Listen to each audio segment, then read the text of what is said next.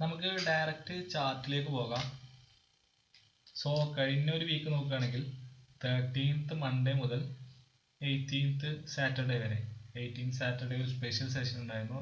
So ആ ഒരു 18th Saturday include ചെയ്ത് നമുക്ക് 6 വർക്കിംഗ് ഡേയ്സ് 6 മാർക്കറ്റ് സെഷൻസ് ആണ് നമുക്ക് കിട്ടിയിട്ടുണ്ടായിരുന്നത്. സോ അതിന്റെ മുന്നത്തെ വീക്ക് നല്ലൊരു ഫാളാണ് നമുക്ക് കാണാൻ സാധിച്ചത്. ഒരു പുതിയൊരു ആൾ ടൈം ഹൈ ക്രിയേറ്റ് ചെയ്തുകൊണ്ട് ഏകദേശം ഒരു 1000 പോയിന്റ്സിന്റെ ഫാൾ, അതായത് 22,000 ടച്ച് ചെയ്തതിനു ശേഷം 21,900 വരെ മാർക്കറ്റ് ഫാൾ ആയിട്ടുണ്ടായിരുന്നു. സോ അതിനുശേഷം ഒരു ചെറിയ റീക്യാപ്പ് തന്നെയാണ് ഈ ഒരു വീക്ക്, റീസെന്റ് ആയിട്ടുള്ള വീക്ക് നമുക്ക് കാണാൻ സാധിച്ചത്. ഈ ഒരു വീക്കിൽ ഏകദേശം 500 പോയിന്റ്സിന്റെ മൂവ്മെന്റ് ആണ് മാർക്കറ്റ് നടത്തിയിട്ടുള്ളത്.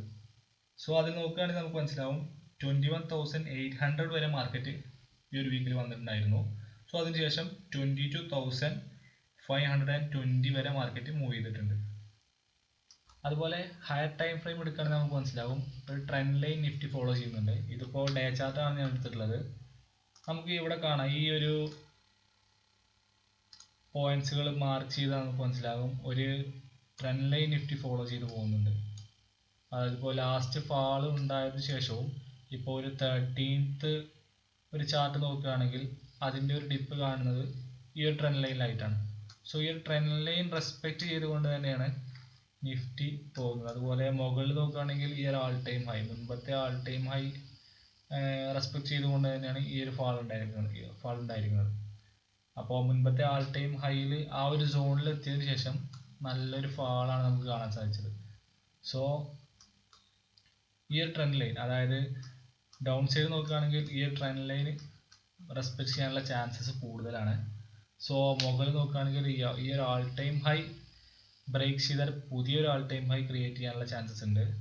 അതല്ല ഇവിടെ എത്തിയൊരു ഫാൾ ആണെന്നുണ്ടെങ്കിൽ നല്ലൊരു ഫാള് നമുക്ക് പ്രതീക്ഷിക്കാം. ദെൻ ചാർട്ടിൽ നോക്കുകയാണെങ്കിൽ നമുക്ക് 1 ഹവറിലേക്ക് മാറ്റി നോക്കുകയാണെങ്കിൽ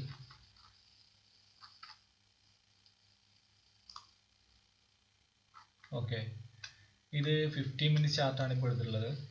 അപ്പോൾ നമുക്ക് മനസ്സിലാവും നിഫ്റ്റി ഈ ഒരു റേഞ്ചിലാണ് ഇപ്പോൾ ഉള്ളത്, അതായത് 22,500 റേഞ്ചിലാണ് ഇപ്പോൾ ഉള്ളത്. സോ 22,500 റേഞ്ച് എന്ന് പറഞ്ഞാൽ ഒരു സപ്ലൈ സോൺ ആണ്. സോ ഈ സപ്ലൈ സോണിലാണ് നിഫ്റ്റി ഇപ്പോൾ സൈഡ് വേസ് മൂവ്മെന്റ് തന്നുകൊണ്ടിരിക്കുന്നത്. സോ ഈ ഒരു ലെവൽ, അതായത് 22,500 ഈ ഒരു ലെവൽ 22,500 ഈ ഒരു ലെവൽ ബ്രേക്ക് ചെയ്താൽ, അതായത് മുകളിലേക്കോ താഴേക്കോ ബ്രേക്ക് ചെയ്താൽ നല്ലൊരു മൂവ്മെന്റ് നമുക്ക് പ്രതീക്ഷിക്കാം. ഈ ഒരു റേഞ്ച് നിഫ്റ്റി ബ്രേക്ക് ചെയ്യേണ്ടിയിരിക്കുന്നു. കാരണം ഇവിടെ നമുക്ക് മനസ്സിലാവും, ഇവിടെ നോക്കിയാൽ കാണാം ഫ്രൈഡേ ഈ ഒരു ലെവലാണ് കൺസോൾട്ടേഷൻ നടന്നിട്ടുള്ളത്, സൈഡ് വേസ് മൂവ്മെന്റ്. സോ ഈ ഒരു 20,440 ലെവലും അപ്സൈഡിൽ 22,500 ലെവലും ബ്രേക്ക് ചെയ്താലാണ് നിഫ്റ്റിക്ക് നല്ലൊരു മൂവ്മെന്റ് ഇനി നമുക്ക് പ്രതീക്ഷിക്കാവുന്നത്. സോ താഴേക്ക് നോക്കുകയാണെങ്കിൽ ഈ ഒരു ലെവൽ ബ്രേക്ക് ചെയ്താൽ അറൌണ്ട് 22,000 വരെ വരാനുള്ള ചാൻസ് ഉണ്ട്. സോ 22,000 വന്നാൽ ഒരു സ്ട്രോങ് സപ്പോർട്ട് തന്നെയാണ് 22,000. സോ 22,000 ബ്രേക്ക് ചെയ്യുകയാണെങ്കിൽ നിഫ്റ്റി മുൻപ് നമ്മൾ ഡിസ്കസ് ചെയ്ത ആ ഒരു ട്രെൻഡ് ലൈൻ, അതായത് 21,800 എന്നുള്ള ലെവൽ വരെ വരാനുള്ള ചാൻസ് ആണ് കാണുന്നത്.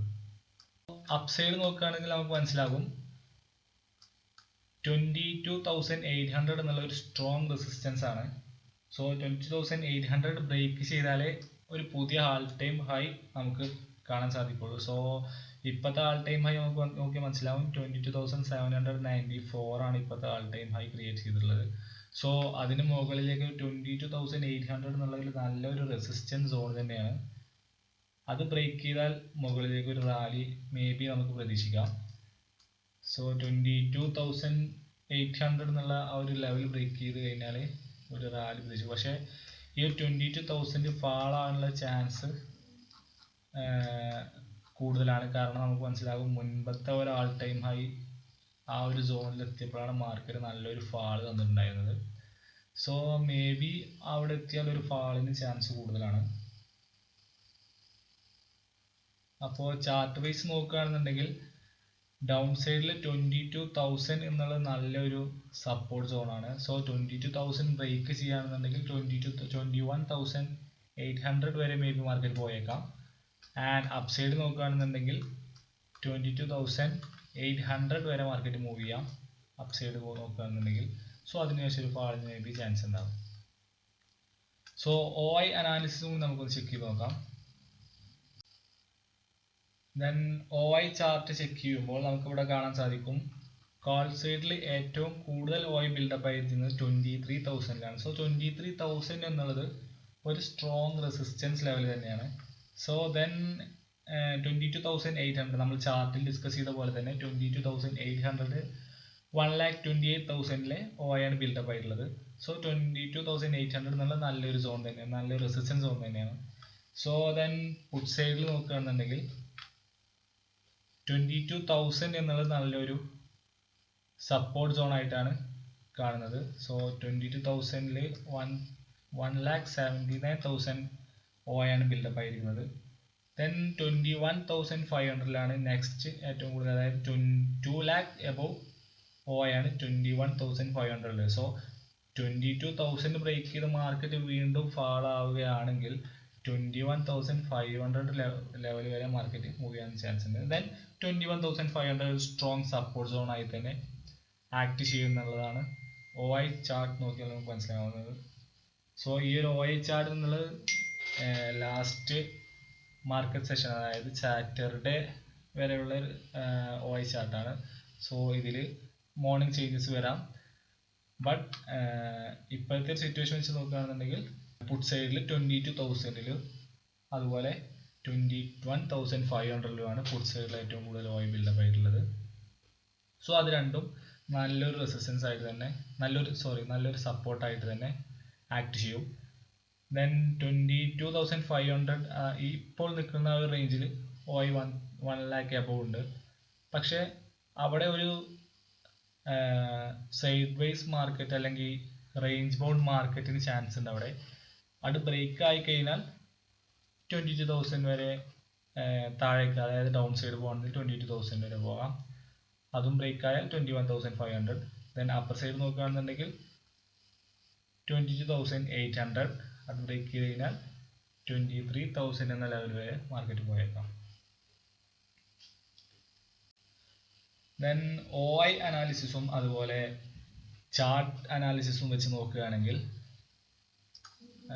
മാർക്കറ്റ് ഡൗൺ സൈഡിൽ, അതായത് താഴത്ത് നമ്മൾ നോക്കേണ്ട, അതായത് താഴത്ത് നോട്ട് ചെയ്ത് വെക്കേണ്ട പോയിന്റ് എന്ന് പറയുന്നത് 22,000 തന്നെയാണ്. സോ 22,000 എന്ന ആ ഒരു ലെവൽ കഴിഞ്ഞാൽ, അത് ബ്രേക്ക് ആയി കഴിഞ്ഞാൽ 21,800 എന്നുള്ള ആ ഒരു ട്രെൻഡ് ലൈനിന്റെ ആ ഒരു സപ്പോർട്ടാണ് വീണ്ടും പ്രതീക്ഷിക്കാവുന്നത്. സോ നമുക്ക് ഇവിടെ ഒന്ന് പ്ലോട്ട് ചെയ്ത് നോക്കാം.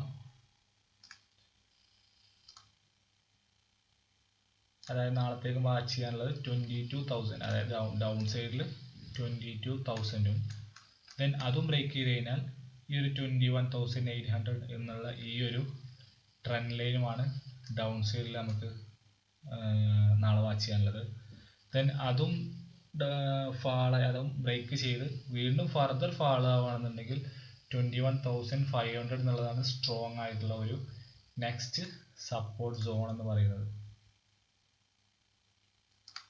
ദെൻ അപ്പർ സൈഡിൽ നോക്കുകയാണെന്നുണ്ടെങ്കിൽ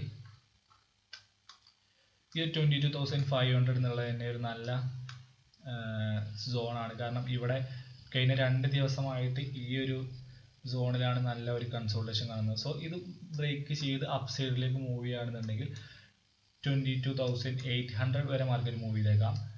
ആൻഡ് 22,800 എന്നുള്ളത് നല്ലൊരു റെസിസ്റ്റൻസ് സോണാണ്. ആൻഡ് 22,800 കഴിഞ്ഞാൽ, അതായത് 22,800 ബ്രേക്ക് ചെയ്ത് വീണ്ടും മാർക്കറ്റ് മുകളിലോട്ട് പോവുകയാണെങ്കിൽ നമുക്ക് OI ചെക്ക് ചെയ്ത പ്രകാരം 23,000 എന്നുള്ളത് നല്ലൊരു സ്ട്രോങ് റെസിസ്റ്റൻസ് തന്നെയാണ്. സോ 22,000 അപ്പ് സൈഡിൽ 22,800ഉം 23,000ഉമാണ് അപ്പ് സൈഡിൽ വാച്ച് ചെയ്യേണ്ട പോയിന്റ്സ്.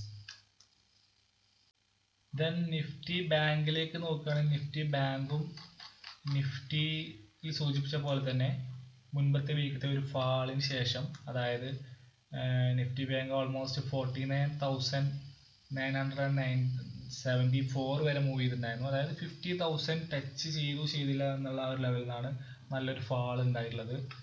സോ അതിനുശേഷം ഈ ഒരു കഴിഞ്ഞ വീക്ക് 13th മൺഡേ മുതൽ നല്ല ഒരു ചെറിയ ഒരു റീക്യാപ്പാണ് തന്നിട്ടുള്ളത്. ഇപ്പം നിഫ്റ്റിയിൽ നമ്മൾ ഡിസ്കസ് ചെയ്ത പോലെ തന്നെ ഈ ഒരു ബാങ്ക് നിഫ്റ്റിയിലും ചെറിയൊരു ട്രെൻഡ് ലൈൻ റെസ്പെക്ട് ചെയ്യുന്നതായിട്ട് നമുക്ക് കാണാൻ സാധിക്കും ഹൈ ടൈം ഫ്രെയിം എടുത്ത് നോക്കുകയാണെങ്കിൽ. സോ ഈ ട്രെൻഡ് ലൈൻ വെച്ച് അതുപോലെ ഈ ട്രെൻഡ് ലൈൻ വെച്ച് നോക്കുകയാണെന്നുണ്ടെങ്കിൽ നിഫ്റ്റി നെക്സ്റ്റ് മൂവ് ചെയ്യുകയാണെങ്കിൽ 47,300 വരെ മൂവ് ചെയ്യാനുള്ള ചാൻസ് ഉണ്ട്, അതായത് ഡൗൺ സൈഡിലേക്ക്. ആൻഡ് ദെൻ അപ്പ് സൈഡിലേക്ക് നോക്കുകയാണെങ്കിൽ 49,000 വരെ മൂവ് ചെയ്യാനുള്ള ചാൻസ്. സോ ഇപ്പോൾ നിങ്ങൾ 48,200 ആണ്. സോ 49,000 വരെ മൂവ് ചെയ്യാനുള്ള ഒരു ചാൻസ് കാണുന്നുണ്ട്. അതായത് ഈ ഇവിടെ നമ്മൾ മാർക്ക് ചെയ്യുകയാണെന്നുണ്ടെങ്കിൽ ഈ ഒരു പോയിന്റ് വരെ അപ്പ് സൈഡിലേക്ക് കാണുന്നുണ്ടെങ്കിൽ ഈ ഒരു പോയിന്റ് വരെ നിഫ്റ്റി മുകളിലേക്ക് മൂവ് ചെയ്യാൻ ചാൻസ് ഉണ്ട്. സോറി, നിഫ്റ്റി അല്ല, ബാങ്ക് നിഫ്റ്റി മുകളിലേക്ക് മൂവ് ചെയ്യാനുള്ള ചാൻസ് ഉണ്ട്. ദെൻ അതുപോലെ ഓൾ ടൈം ഹൈ 50,000 എന്നുള്ളത് ഒരു സ്ട്രോങ് റെസിസ്റ്റൻസ് തന്നെയാണ്.